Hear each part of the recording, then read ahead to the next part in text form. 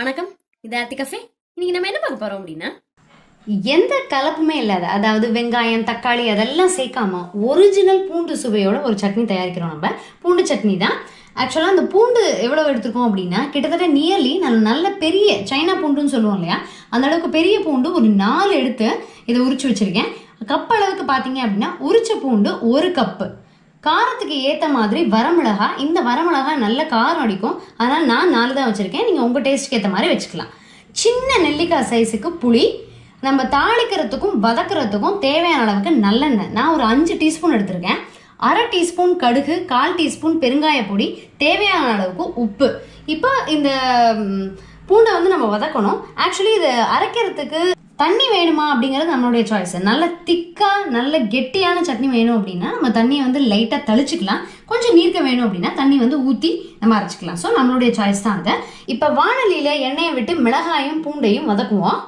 மிளகாயை நிறம் மாறாமல் அப்படியே வதக்கியாச்சு, ரொம்ப கருப்பாக்க வேண்டாம்.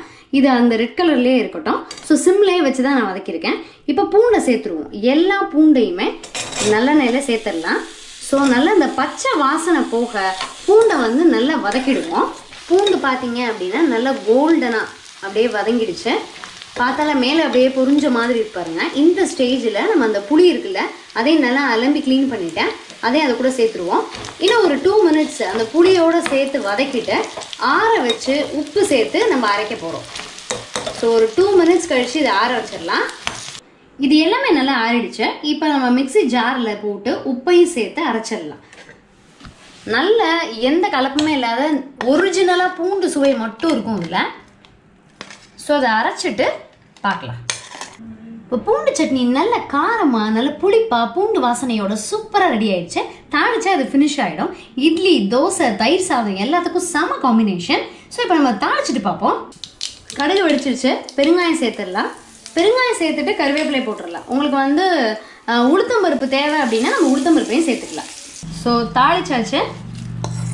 எந்த கலப்படமுமே இல்லாத, அதாவது கலப்படம்னா வேற எதுவும் சேர்க்காத வெறும் பியோர் பூண்டு சட்னி ஃபென்டாஸ்டிக்காக ரெடி ஆகிடுச்சு. நீங்கள் தயவு செய்து இதை ட்ரை பண்ணி பாருங்கள். அந்த டேஸ்ட் பயங்கரமாக இருக்கும். நீங்கள் அதுக்கப்புறம் அடிக்கடி செய்ய ஆரம்பிச்சிருவீங்க. இன்னும் பூண்டுக்கு நிறைய பெனிஃபிட்ஸ் இருக்குது. முக்கியமாக பாலூட்டும் தாய்மார்களுக்கு நல்ல பால் சுரப்பை இது ஏற்படுத்தும். நம்ம பூண்டை வெறுமனை வேக வச்சு வதக்கி சாப்பிட்றது கஷ்டமாக இருக்கும். ஸோ இந்த மாதிரி செஞ்சு கொடுத்தோம் அப்படின்னா இவங்க நல்ல இன்டேக் இருக்கும். அதனால நல்ல ஒரு பெனிஃபிட் இருக்கும். இன்னும் ஒரு நல்ல வீடியோவில் சந்திக்கலாம். தேங்க்யூ.